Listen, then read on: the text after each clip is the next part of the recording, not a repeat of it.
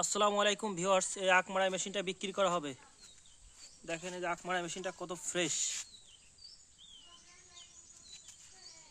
এটি হচ্ছে ভিউয়ার্স 9 ইঞ্চি প্লাস আছে, 10 ইঞ্চি আছে প্রায়।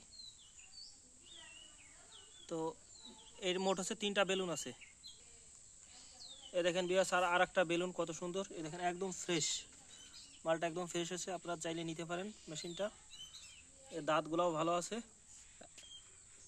এই মেশিনটা একদম কম দামে বিক্রি করে দেওয়া হবে। তো ভিউয়ার্স, বেলুন আছে মোট হচ্ছে 3টা।